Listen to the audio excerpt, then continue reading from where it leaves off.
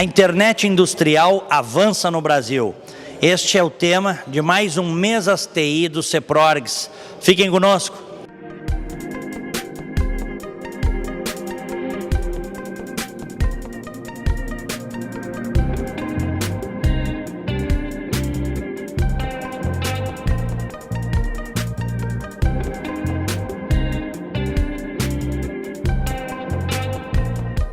Presidente do CEPRORGS, Diogo Rossato, temos mais um Mesas TI, dessa vez com o José Riso, que vai falar da internet industrial. Esse é um negócio bem interessante, prazer de encontrar, Diogo. Muito bom, obrigado, Diego, obrigado pela presença de vocês.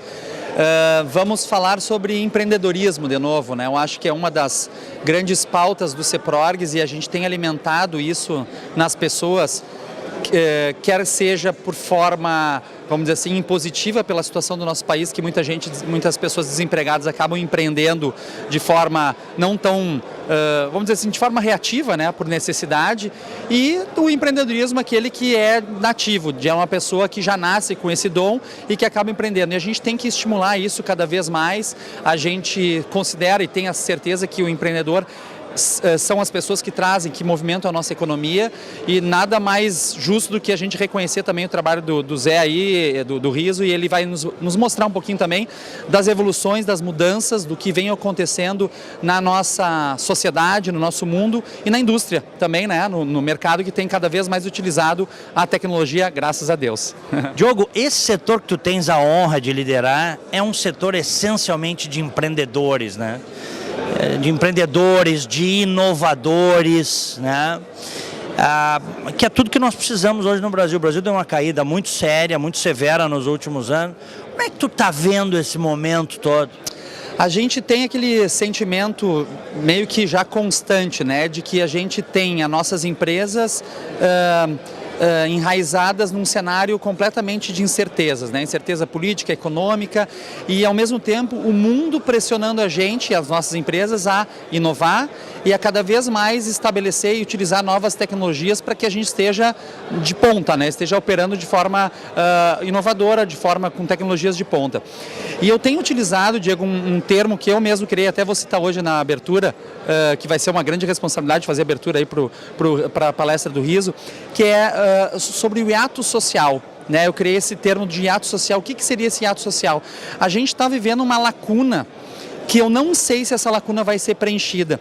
Por quê? Porque a gente participa de alguns eventos de tecnologia, não só aqui no país, mas fora daqui também, e o pessoal tem nos mostrado cada vez mais, e a gente sente isso, cada vez mais novas tecnologias aparecendo, e a tecnologia atual, ela sequer é consolidada e já tem uma nova tecnologia para a gente ampliar os nossos horizontes, negócios e colocar, implantar dentro das nossas empresas. E o que acontece? Isso surge e traz um hiato para a sociedade que dificilmente ele vai ser preenchido. Por quê? Porque as pessoas acabam, e obviamente devido à inteligência artificial, devido à questão da robotização, perderam seus empregos. Muita gente justifica por isso, mas na verdade é uma perda momentânea, que certamente serão recolocados no mercado de outra forma, mas que essa movimentação, eu acho que ela não termina. Ela não tem volta. Ela vai ser constante, porque hoje é devido à robotização e inteligência artificial, amanhã é devido a ABC, e depois é o XYZ, e cada vez mais novas tecnologias aparecendo e movimentando e tirando a gente daquela zona de conforto. Então, por isso que eu uso a palavra hiato social, e muitas pessoas dizem, mas não é um hiato tecnológico? Eu disse, não, a tecnologia ela está preenchendo sempre, ela está sempre constante, mas a sociedade está em constante movimentação. E é um desafio para todos nós ter que se colocar e ter que buscar o nosso espaço dentro dessa lacuna que está sendo aberta pela tecnologia. Sem dúvida. A gente vê isso, por exemplo, de forma muito clara no agronegócio, que hoje uma máquina substitui centenas de pessoas, o que não quer dizer que essas pessoas não tenham como se recolocar. A gente tem excelentes cases de pequenos produtores que conseguiram fazer a lição de casa, se qualificar em determinado setor, estão trabalhando na sua área, agregando valor, criaram marcas próprias e estão aí. Perfeito. E a tecnologia, ela nos ajuda muito, né? Eu não me lembro quem me falou, eu não me lembro a pessoa, e certamente ela ouviu de outra pessoa, mas enfim, um exemplo muito básico, né? A máquina de lavar, né, nas nossas casas, ela não tirou o trabalho doméstico em casa. ela ajudou, ela tem ajudado, mas o trabalho, alguém para operar aquela máquina vai continuar tendo, talvez antes, quando não existia a máquina, não precisava ter uma pessoa para operar a máquina. Agora precisa uma pessoa para operar a máquina e fazer as outras atividades. Vai ser assim, a gente vai ter soluções de automação, de robotização, mas a gente está criando novos empregos que até então não existiam, centenas de novos empregos que não existiam, que fazem com que as pessoas tenham que se recolocar. E por isso, de novo, eu remeto ao hiato social, que é as pessoas tendo que se adaptar, e acho que esse é um grande, vamos dizer assim, aproveitando a parte de RH aí também, ao meu ver, é uma grande necessidade do ser humano cada vez mais ter um senso de adaptação enorme, porque essas pessoas sairão vitoriosas desse ecossistema, né? Quem conseguir se adaptar melhor, cada vez mais às mudanças, consegue se adaptar melhor e ter sucesso, vamos dizer assim. Bem observado. E aí o maior inimigo é a zona de conforto. Sem dúvida, e aí a gente entra de novo com a questão do empreendedorismo, né?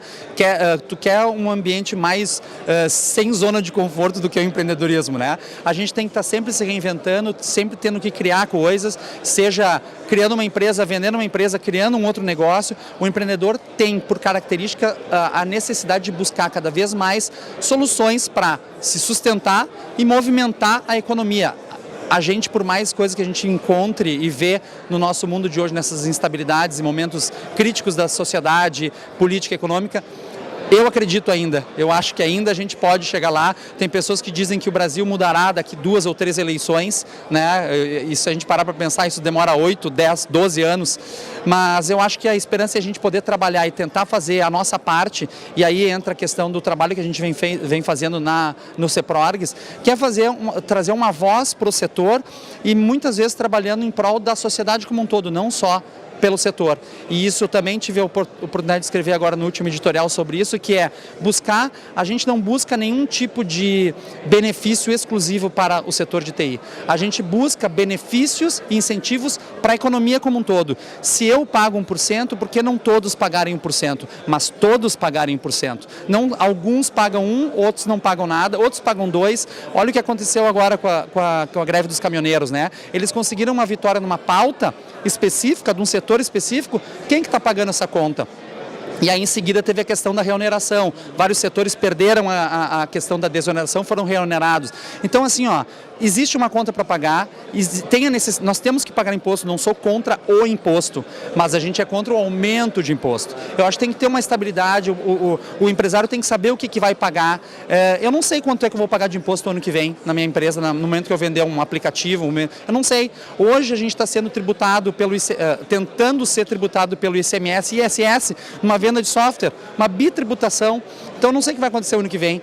Esse cenário de estabilidade que é insuportável para o empreendedor, e é isso que é uma das grandes críticas para o nosso momento político e econômico do nosso país. Sempre um prazer te encontrar, cumprimentos pelo evento mais uma vez. Muito bom, obrigado, Diego, pela presença mais uma vez, sejam bem-vindos, vamos aproveitar aí os ensinamentos de hoje.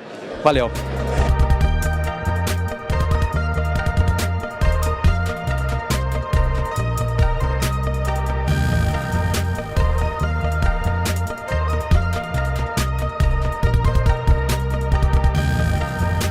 Vice-presidente de marketing do CEPRORGS, meu prezado Donald Reis. Hoje nós temos aqui mais um grande evento, né, no Mesas TI, com o José Riso, que veio falar da internet industrial. Que legal, né, Donald? Bom, primeiro, muito obrigado por mais uma presença tua, né? Tu já é frequente nos nossos eventos. E sim, Diego, a gente está fazendo uma entrega que dessa vez na parte de conteúdo está muito ligada à internet industrial, e nós conseguimos chegar até o Riso, que ele é protagonista nessa área, né? Quer dizer, ele é empresário, então ele atende a todos os requisitos aí que a gente vem procurando para o Mesas, né? Ele é empresário, ele tem experiência, ele tem reputação, e ele vai entregar para a gente hoje aqui um ótimo conhecimento no que diz respeito à internet industrial, já que o país, o Brasil e em especial o Rio Grande do Sul, a gente tem uma vocação industrial bem forte. Bom, me conta como é que vocês fazem a escolha das pautas aqui. Eu fiquei encantado num petit comitê que a gente batia um papo sobre esses conceitos que ele está trazendo. Internet industrial, TO, que é a tecnologia da operação, que se cruza com a TI. Bom, eu vou te falar assim, primeiro aspecto, a gente sempre está aberto para os colegas em relação à sugestão das pautas e até do local. Se tu reparares, nós mudamos o layout, porque um dos nossos colegas diretores sugeriu uma mudança, a gente fez o teste, aprovou e implementamos, né? Mas o meu papel dentro do CEPROGS ao longo dos anos é ficar lendo tudo o que existe de literatura, de tendência, e ao mesmo tempo, por ser empreendedor da área, a gente vive esses movimentos, e aí tu começa a procurar os protagonistas, e dentro desses protagonistas as agendas para que a gente possa trazê-los, né? E a questão da 4.0, sim, a pressão e a transformação que isso já está ocorrendo lá fora é bastante grande. Então, por exemplo, eu vou te pegar o caso do Riso. O Riso, eu li uma entrevista dele na revista Amanhã, onde ele foi maravilhoso da forma como ele didatizou o que é a internet industrial, o que é a 4.0, e eu, com alguns amigos em comuns, chegamos até ele, fizemos o convite e hoje está aí ele para nos passar essa experiência bem grande que ele tem.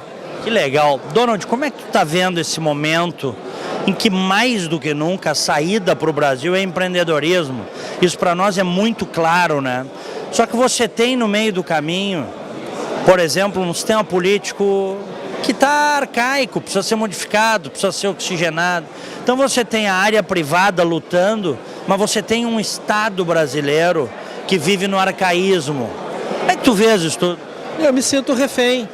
Eu me sinto refém, porque o que a gente quer é gerar resultado. O empreendedor, ele não tem só o sonho de realizar, digamos assim, as suas ambições financeiras e sociais, mas no aspecto social ele tem exatamente essas atividades aqui, de ativista, de criação de ecossistemas, de gerar conteúdo para que se possa ter uma educação empresarial bem bacana.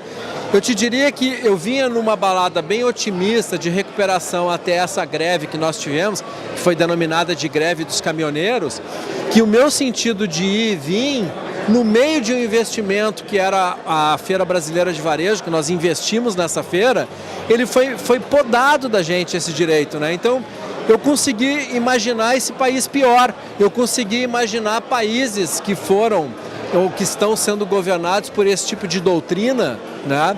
Que ela não é justa para aquele empreendedor que sonha, que estuda, que se prepara, que coloca uma ideia em prática, que faz um plano de negócio, que capta recursos de investidores ou que capta recursos de bancos de investimento.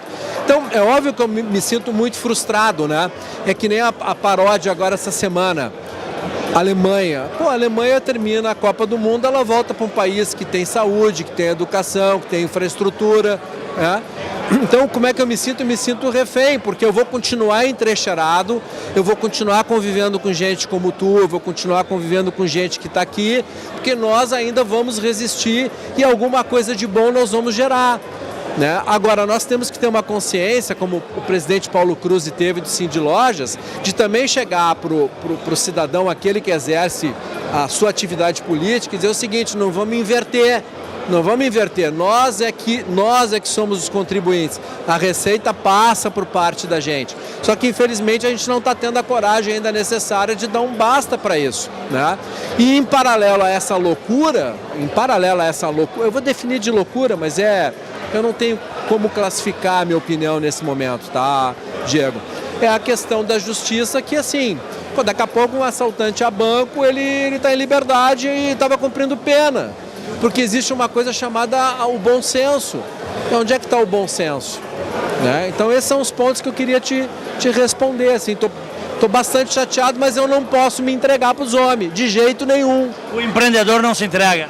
Não, é empreendedor raiz, não é Nutella, né? É isso aí. É isso aí. Donald Reis.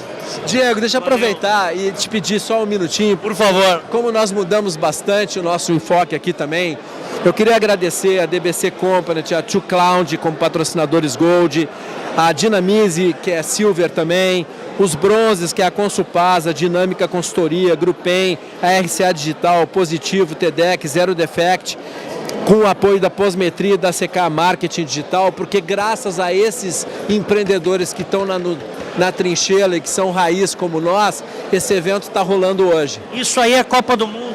Essas empresas e entidades são seleções. Eles geram emprego, eles pagam impostos, eles não são corruptos, eles estão aqui trabalhando e trazendo o melhor possível para a comunidade de tecnologia do Rio Grande do Sul. Show de bola, cumprimentos. Falou, muito obrigado.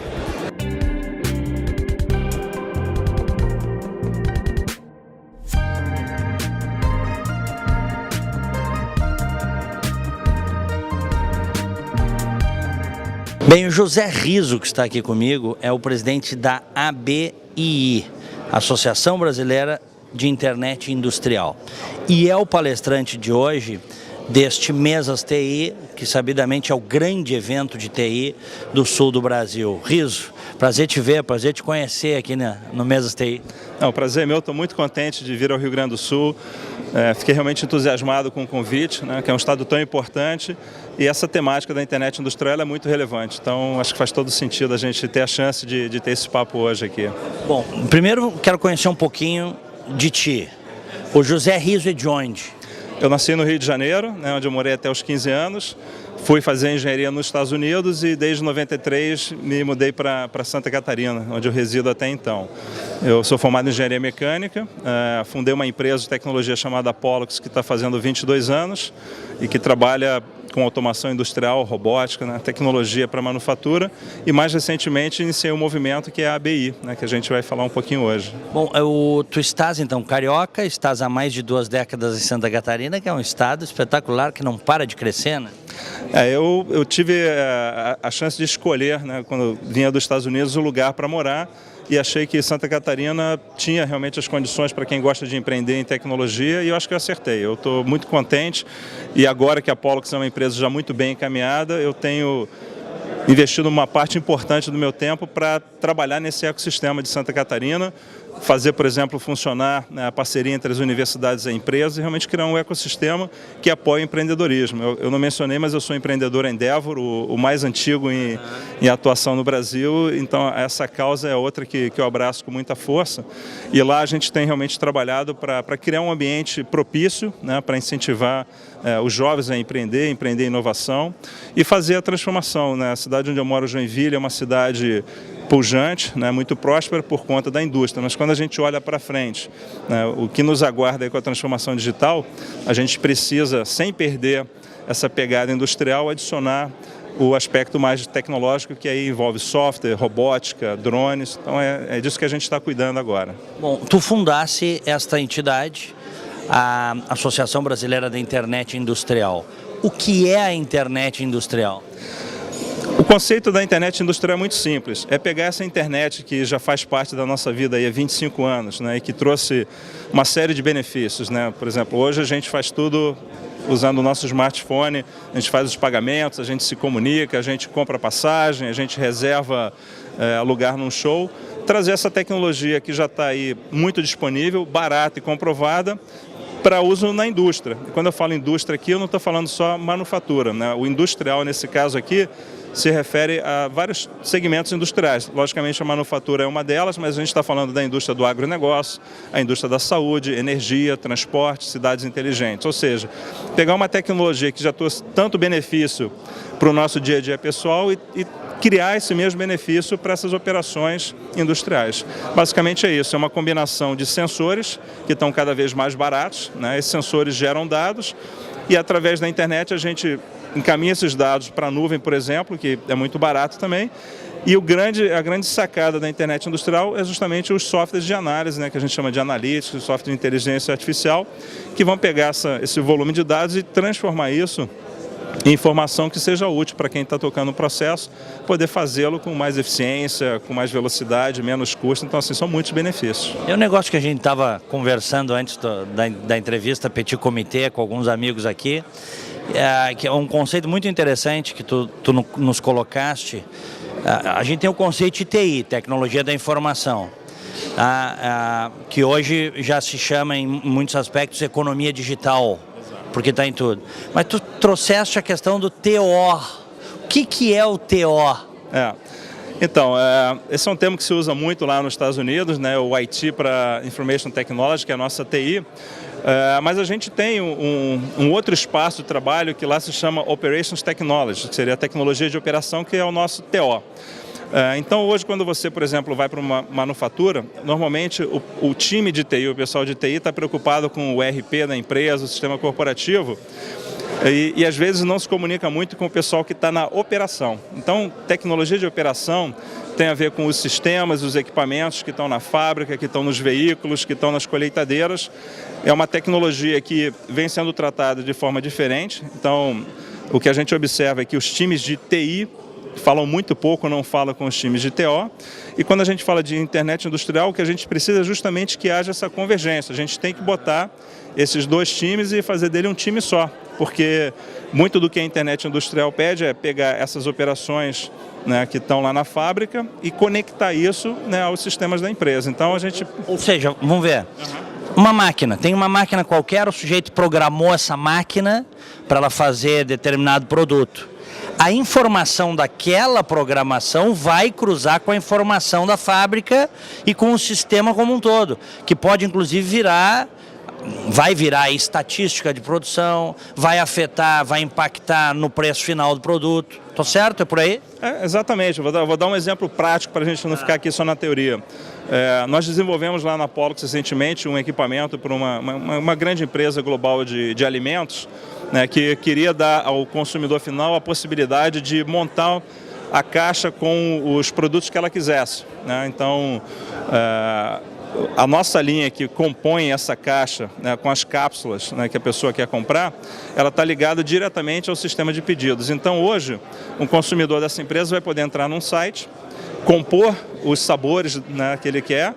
Esse pedido vai chegar diretamente na nossa máquina que está lá na fábrica para montar essa caixa, ao final preparar a caixa, etiquetar e entregar, deixar ela pronta para envio. Sensacional, hein?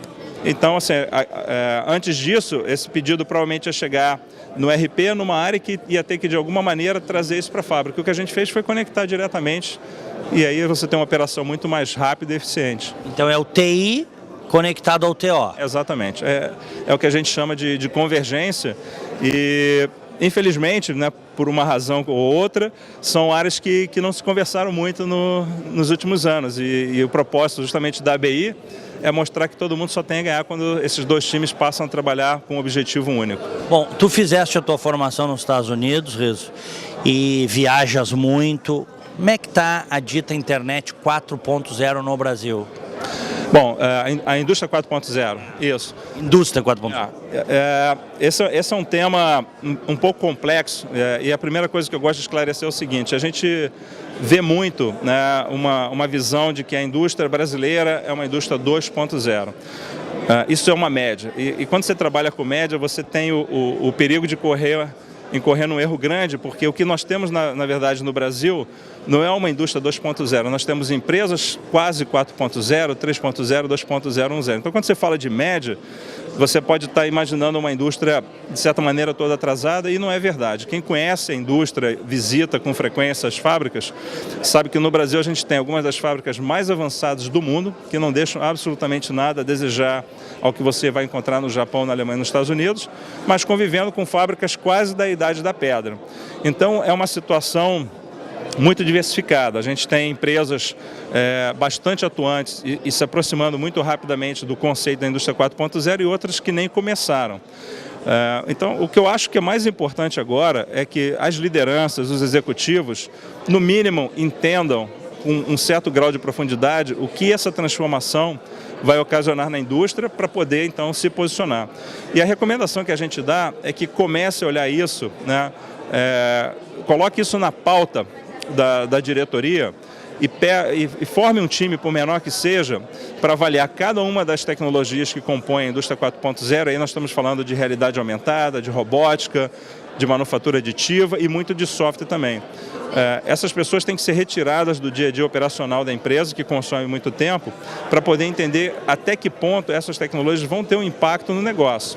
E partir para os pilotos, né? Hoje, o bacana da indústria 4.0 é que nunca a tecnologia esteve tão acessível na modalidade de locação, de pagar por uso. Então, para você experimentar isso, você não precisa comprar equipamentos, né? Os dados podem ser colocados na nuvem, os sensores podem ser alugados, os robôs podem ser alugados. Então, acho que falta um pouco de informação para deixar claro que não custa caro entrar nesse mundo. E é necessário. É uma questão de sobrevivência também. Completamente, né? A ABI ela foi fundada com base numa preocupação, né, da gente que vai muito lá fora ver com que velocidade, né, essa transformação está acontecendo na Ásia, na América do Norte e na Europa.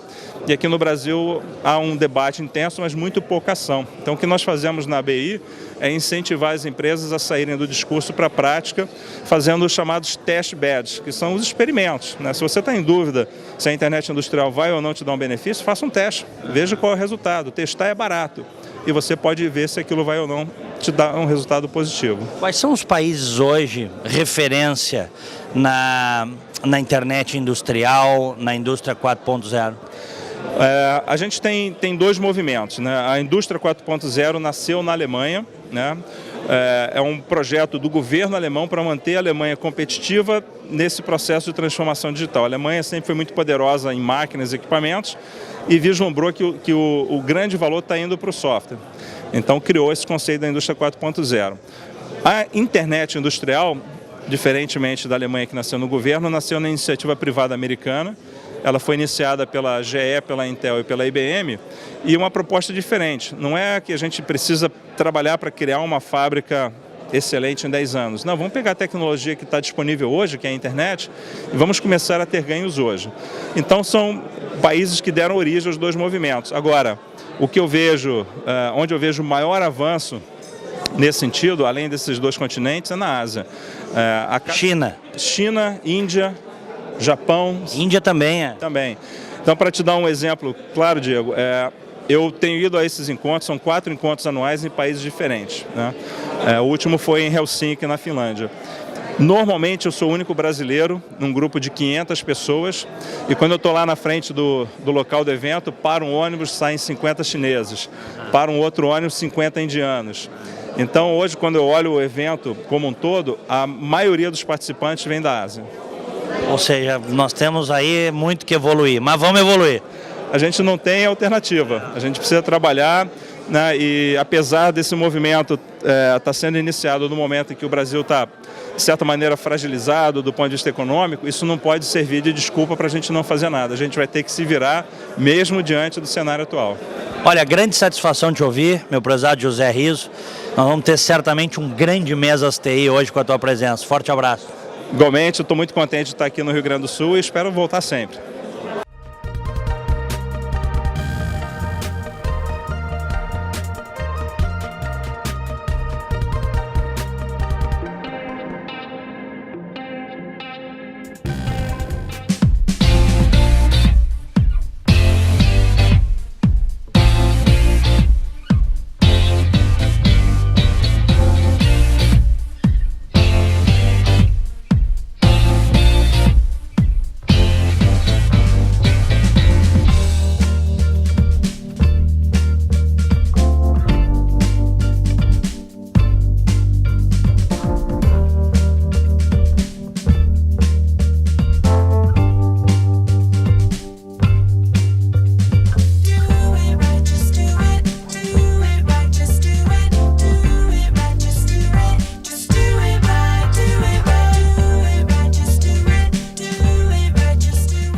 Sistema Fê-Comércio RS apresenta a energia que circula, o clima que vira, a força que rola, o aperto que passa, a ideia que troca, a gente que toca, o desejo que anda, o tanto que gera, a vida que gira.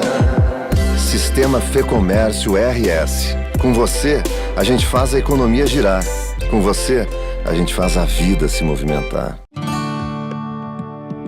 Todo dia é um novo desafio. Acordar cedo, trabalhar até tarde, não fechar ao meio-dia. Feriado não é descanso, é oportunidade. Pedido após pedido, venda após venda, a gente sabe como você se sente.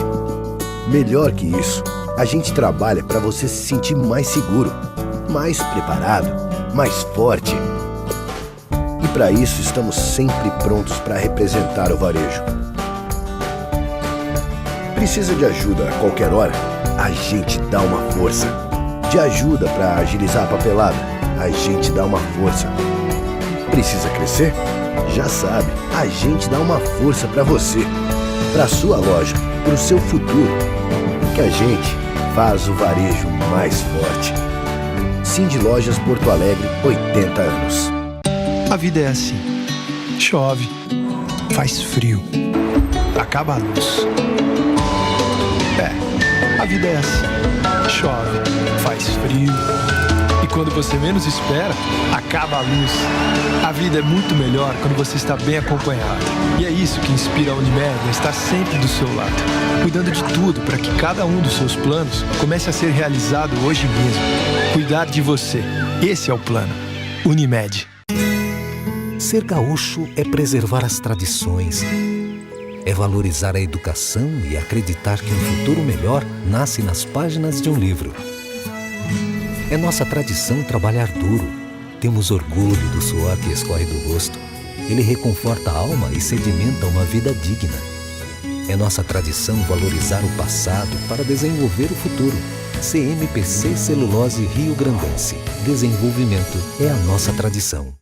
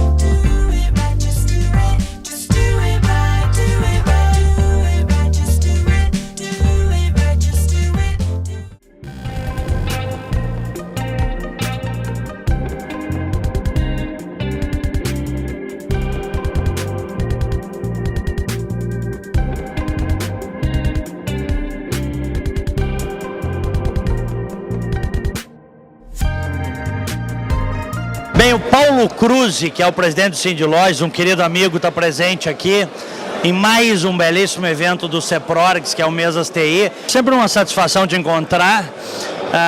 Nós estamos aqui nesse evento, que é um evento assim como o Cindy Lojas, que tu lideras, área de varejo.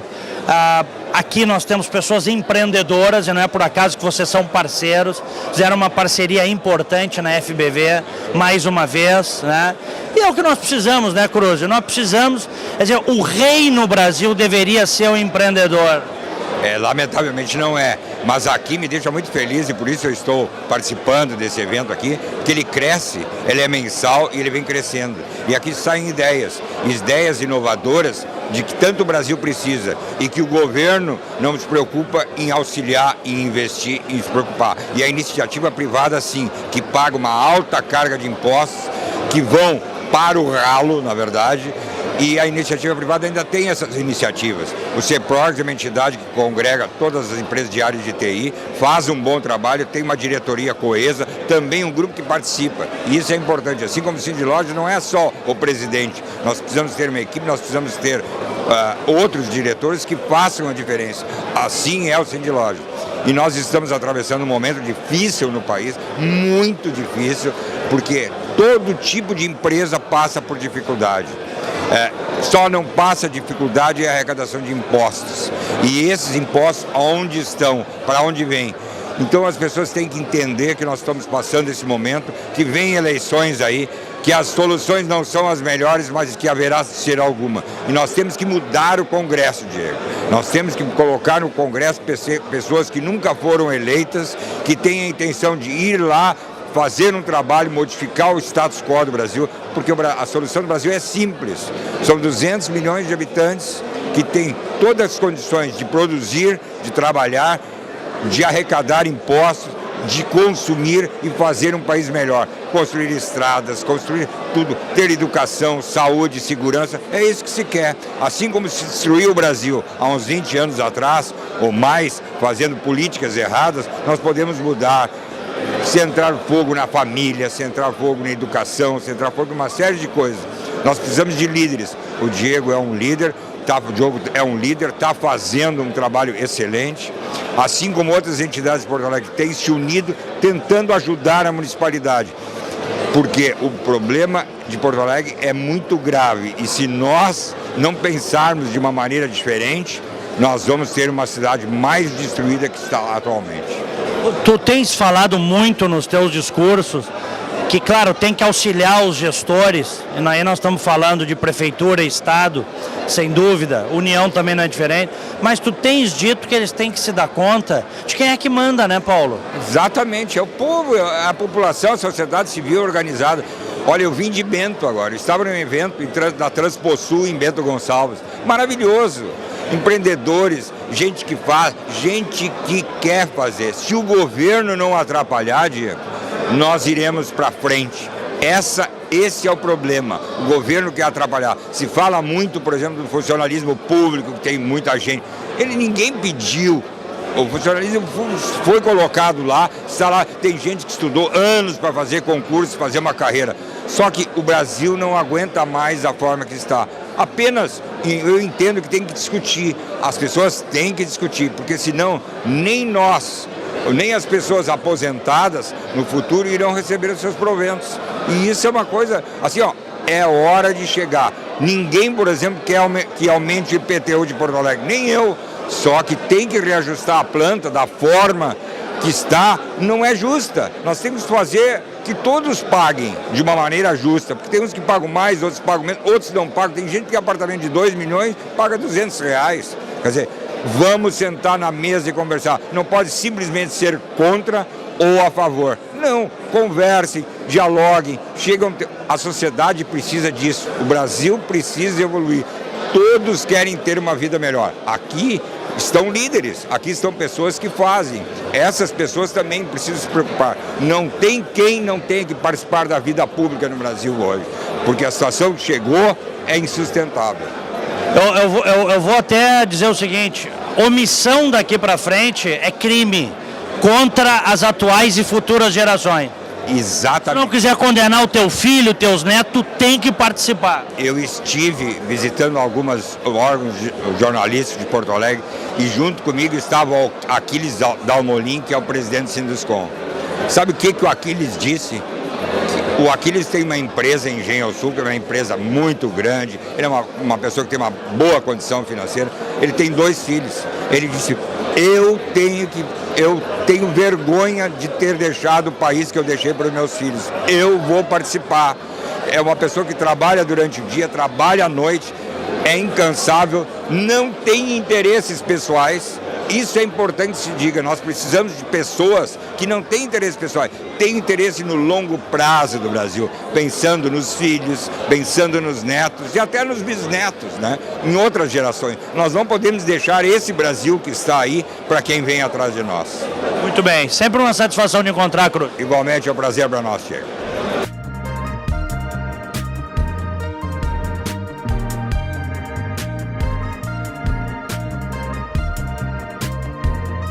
Sempre uma satisfação conversar com o meu prezado Edgar Serrano, que presidiu o CEPRORGS, atualmente é diretor financeiro da entidade, e preside a FENAINFO, que é a entidade nacional do setor.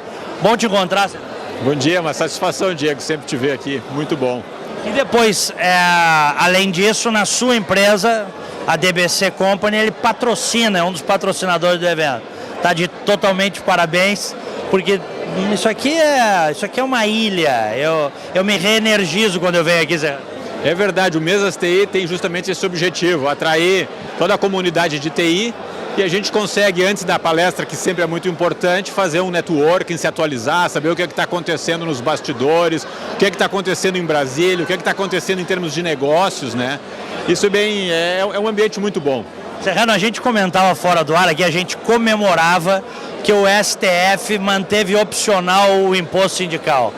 Vocês, como entidade, foram talvez das primeiras, talvez até a primeira entidade sindical a se manifestar contra a obrigatoriedade desse imposto. É verdade. Uns ainda perguntam como que vocês, que são uma entidade patronal que recebem desta verba, que quiseram manter isso opcional, porque a gente entende que a entidade, como qualquer entidade que faça um bom serviço, as empresas vão querer colaborar para que ela siga fazendo um bom serviço. A hora que não fizer um bom serviço, como qualquer empreendimento, ele vai fechar. Não vai ter. E a importância da votação agora pela manhã, que manteve a opcionalidade, que mantém a reforma trabalhista, que isso estava dentro do pacote, é porque estava para ser votado daqui a 2 semanas também, ou depois do recesso, o fim da terceirização, ia acabar também. Ou seja, o Brasil ia voltar a 1943, ao princípio da CLT. Seria um retrocesso total. Retrocesso, que nós precisamos avançar. Essa semana também, todas as entidades se reuniram porque eles iam votar pela regulamentação da profissão de tecnólogo. Qualquer pessoa que recebesse R$1 trabalhando com tecnologia ia ter que participar de um conselho. Esse conselho, praticamente, o que não é TI? Hoje nós vamos falar da 4ª Revolução Industrial. Todo e qualquer trabalhador do futuro vai ser um tecnólogo. E aí ele teria que estar simplesmente vinculado a um conselho, que ia se transformar num conselho bilionário, que ia dizer quem pode e quem não pode. Aí aquele jovem hoje que está trabalhando, ele está ilegal. Exercício ilegal da profissão. Pode um retrocesso desses? É uma mentalidade socialista que permeia as cabeças por aí. Sim, daí as entidades fizeram, não vou dizer as escondidas, mas sem alarde nenhum, se descobre com as assessorias monitorando, e aí estamos desembarcando em Brasília. Aí suspenderam, porque já estava o mesmo grupo que ia dizer sim, que queria, era audiência pública. Conseguimos reverter essa audiência pública, seguindo, montando, que é um retrocesso completo para o país. Então nós continuamos com grupos antigos querendo manter o Brasil quase que na época da Idade Média. É triste isso.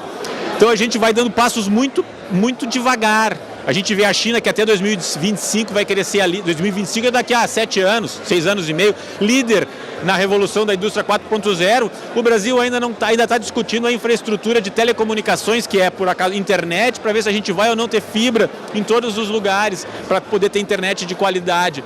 A gente está muito atrasado porque tem um grupo como este, entre outros, que está puxando o Brasil, querendo puxar o Brasil para o Brasil do século XXI, mas existe uma inércia de manter o Brasil no século passado, no século XX, no ano de 1900, muito grande. São coisas muito antigas e que são incompatíveis com este mundo moderno. O que a gente precisa é seguir e não desistir, é resiliência. Esse grupo que está aqui mantém. E os dirigentes que vão saindo, que vão a Brasília ou que vão aqui no nosso próprio Parlamento Gaúcho, é muito importante que isso exercer a cidadania. Podia ficar todos cuidando só do seu próprio negócio, que é importante, a gente segue, evidente, porque sem empresa, tu não é empresário, tu não pode participar e nem atuar, para que a gente possa manter moderno o Brasil, ou que ele tenha tendências de se atualizar. Se a gente se modernizasse bastante hoje, ainda estaríamos muito atrás da Europa, Estados Unidos, Coreia do Sul, mas enfim, a gente precisa melhorar a cada ano, porque os novos empregos vão ser em cima de tecnologia. E quando tu cria um conselho que freia, tu elitiza. Só pode trabalhar com tecnologia quem está ou não dentro deste conselho, pagando mensalidades e taxas. O pessoal quer ganhar dinheiro fácil, essa é a verdade. A tua rotina mudou completamente com a FENAINFRA. Pois olha, Tens ido muito a Brasília? Olha, uma vez ao mês, a gente tem uma estrutura muito boa, assessorias parlamentares, advogados que fazem toda essa parte de análise. Existe uma estratégia das ações que a gente precisa tocar e eu participo, claro, à noite, fico nos bastidores, enfim, conversando com o pessoal e definindo as estratégias, mas de execução eu participo mais pontualmente. Então eu tenho um trabalho extra à noite, mas eu toco a minha rotina do dia, isso desde a época do CEPROGRAS, passo na empresa e deixo à noite, vou até às 8 da noite na empresa, tal, para tocar isso, para não perder a... E hoje consegue-se trabalhar remotamente? Sim, muito e-mail, WhatsApp, as informações vão chegando, aí daqui a pouco eu tenho que me disciplinar, não, só vou ler a partir das 5 da tarde. 100% até às 5 da tarde empresa, né, para não misturar as coisas. Essa regra da terceirização, Serrano, ela realmente vai modificar, está modificando as relações de trabalho na área de TI? Ela começa timidamente por causa dessas inseguranças jurídicas, que faz tempo que se sabe que o STF vai julgar se é constitucional ou não. Então, a cadeia que vai formar de uma empresa contratar a outra, ainda ela está tímida. Ela não é num ambiente virtuoso, como nos Estados Unidos e Europa, que as empresas vão uma contratando a outra e aquela riqueza vai aumentando. Aqui ainda não, ainda estamos, digamos, se o mundo cresce, o mundo rico, na progressão geométrica, pela liberdade em fazer relações comerciais, o Brasil cresce numa aritmética, em função da insegurança jurídica, porque a lei a qualquer momento pode voltar atrás. Porém, isso já vem melhorando. Já pode imaginar uma empresa maior, contratar uma empresa menor de TI ou várias para começar a criar cadeias virtuosas de serviços, né, que fazem com o crescimento. As startups, poderia contratar startups, a empresa não contrata a empresa. Quer dizer, isso está permitindo que já comece a olhar a possibilidade, vai melhorar com isso. E nos Estados Unidos a empresa, na maioria das vezes, é uma pessoa. A pessoa é a pessoa. O cidadão, um trabalhador é uma pessoa jurídica. E como tu já escreveste na tua coluna aquela vez, nunca viu ninguém querendo sair de lá para vir para cá para ter proteção, né? Todo mundo quer ir para lá para ficar desprotegido e ganhar seu dinheiro. E nunca vi ninguém fugir, a não ser ladrão, né? Fugir pro México. Eu também não, é a mesma coisa. Tem uma CLT parecida com a nossa. É verdade, então isso é a mostra mais clara do que não faz sentido. Essa coisa muito antiga do Brasil, que foi bom em 1943, ou então mais antigo ainda em 1930, lá com o Lindolfo Collor, mas precisa modernizar, se atualizar. Muito bem, prazer te rever. Igualmente, uma satisfação.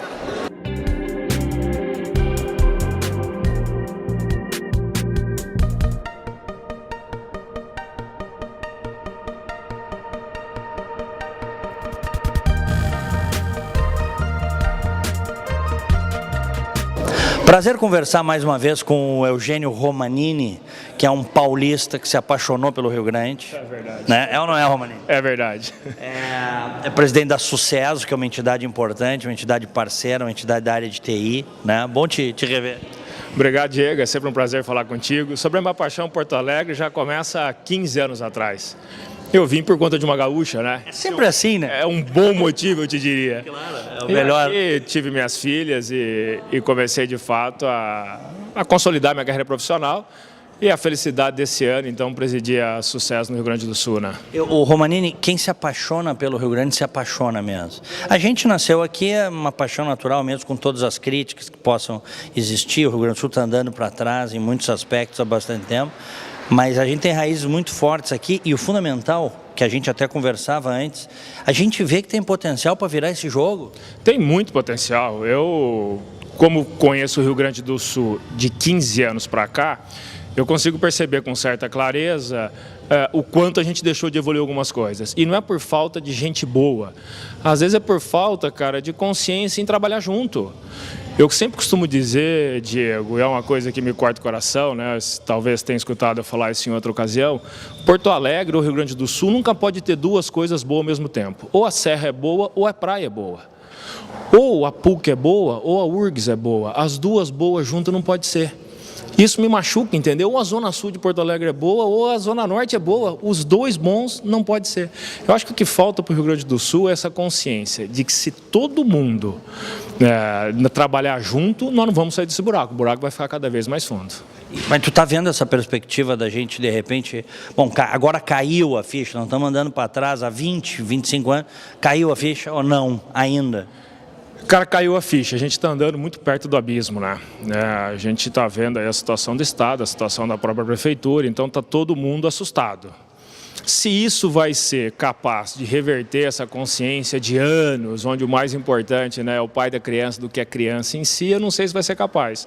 Eu estou confiante, eu quero viver no Rio Grande do Sul mais 50 anos ainda e, de fato, ver essa roda girar, né? Virar. Que beleza. Bem, nós temos o Mesas TI hoje com um expoente, que é o Zé Riso, da área de internet industrial. O que te parece? Bom, eu sou um apaixonado por tecnologia, né? A tecnologia invadiu os negócios de uma tal maneira que nos dá um grau de produtividade e um grau de fazer as coisas mais rápido, mais eficiente, mais barato, como nunca. Sobre essa internet industrial, a internet das coisas, aí esses dias eu escutei um outro cara falando, cara, é a empresa das coisas, não é mais nem internet das coisas ou indústria 4.0, agora é uma empresa 4.0. Tem um potencial absurdo, o Rio Grande do Sul tem iniciativas disso, né? Aqui na indústria de Caxias do Sul, tem algumas indústrias de Caxias do Sul já fazendo coisas muito interessantes nesse sentido. Sem dúvida, cara, tem potencial para transformar a indústria. Acho que a gente se assusta um pouco às vezes, né? Com a velocidade da mudança com a mudança. Nós vemos robotização, por exemplo. Cara, mas quando você cria robotização, você pode tornar o teu produto talvez mais democrático, porque teu produto tem potencial talvez de ficar mais barato e concorrer com alguns outros produtos, né? Eu já estou vendo as crianças nos Estados Unidos comprando para trabalho escolar impressora 3D. O Barack Obama, cara, é um cara que eu admiro muito. Ele falava já 4 anos atrás, que todas as crianças, à medida que aprendem a escrever a sua língua nativa, precisa aprender linguagem de computação. Perfeito. Porque esse vai ser o futuro. Então a impressora 3D é um negócio que ficou barato, ficou comoditizado e, de fato, cara, cria um potencial de aprendizado para o futuro. Não significa que a criança, cara, vai trabalhar com isso daqui 10 anos ou quando ficar adulto, mas significa que ela tem um potencial de desenvolver o raciocínio lógico a partir da computação, que faz ela estourar em qualquer outra área que ela for trabalhar. E é fundamental, não tem alternativa. Não tem. Quer dizer assim, ou a gente, de fato, cara, enfrenta isso de uma maneira harmônica, né? Ou vai ficar para trás, vai morrer afogado, é o que eu costumo dizer. Romanini, prazer te encontrar, bom evento. Obrigado, Diego, um prazer falar contigo.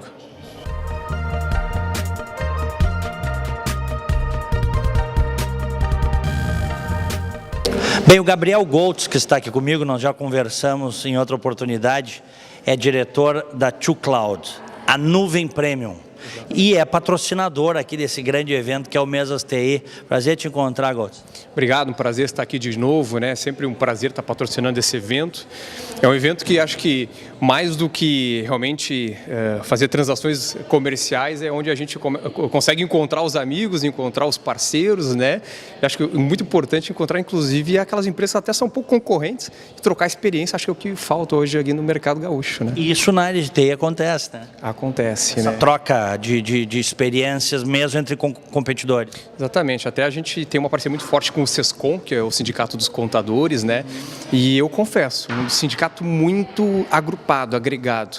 Tu vê os contadores, claro, é um segmento, eles trocam muita informação. Eu acho que a gente troca pouca informação entre os nossos concorrentes. Tenho certeza que eu tenho problemas que o meu parceiro, o meu concorrente direto tem e a gente acaba não conversando sobre isso. Ou seja, tem espaço para crescer. Tem espaço para crescer, para a gente trocar figurinhos, para a gente realmente se ajudar.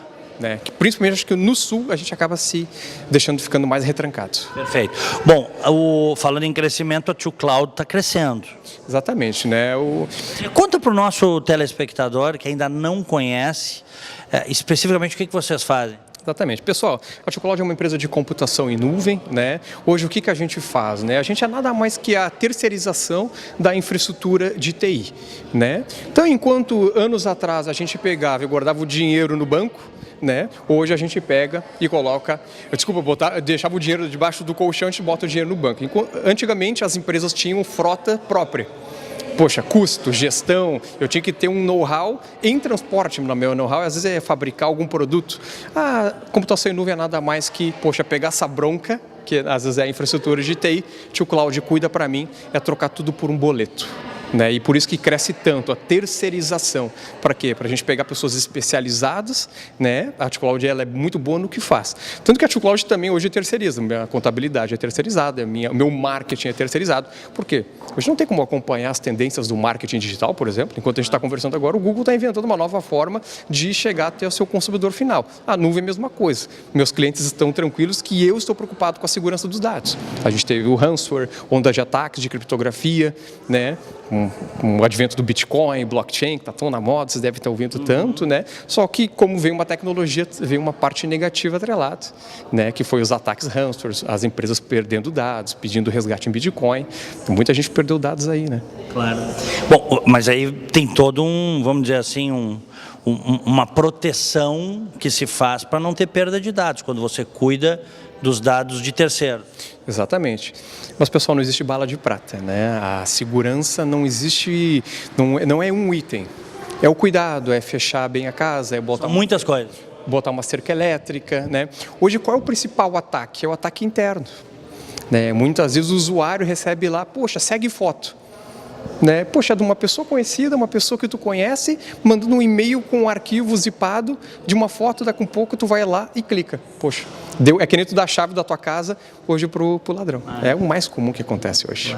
Claro, sem saber, né? Ingenuamente. Ingenuamente. Tanto que tem um software muito bacana agora, o que ele faz? Ele faz a simulação de ataque. Ele pega e envia e-mail para as pessoas simulando um ataque. Olá, amigão! Segue fotos que a gente tirou no sábado passado. Quando o cara clica, ele diz assim, pessoal, isso aqui é vamos dizer assim, uma emulação, né, de um ataque.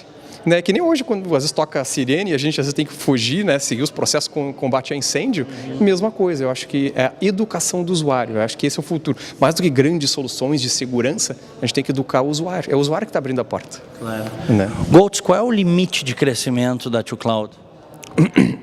Se é que existe. Essa é uma pergunta muito interessante, né? Eu olho os meus concorrentes de 10 anos atrás, né? Não vou citar o nome, obviamente, empresas que é muito comum no nosso segmento a gente receber aporte financeiro, né? Receber aporte estrangeiro, né? Acaba crescendo, cai a qualidade, né? Eu sempre digo, o pessoal me pergunta, Gabriel, qual é a tua análise de qualidade? Meu primeiro cliente, o tem 7 anos, está com a gente até hoje. É um cara que eu estou sempre monitorando para que eu consiga entregar o mesmo nível de qualidade para ele quando eu entregava 7 anos atrás.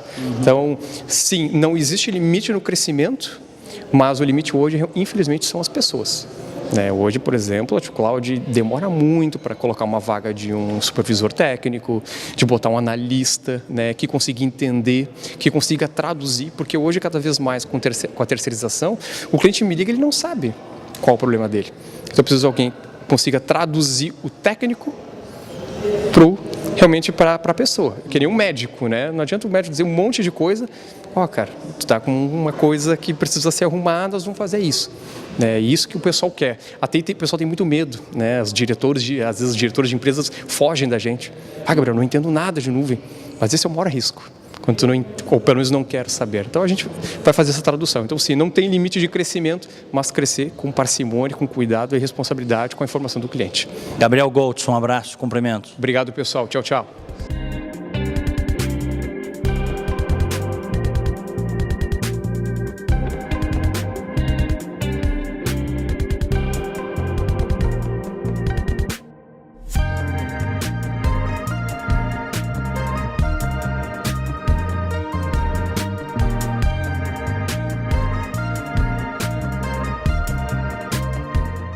Este é a Opinião Livre de hoje, direto do Mesas TI do Ceprorgs. Obrigado pelo prestígio, pela audiência, um abraço, tudo de bom para você.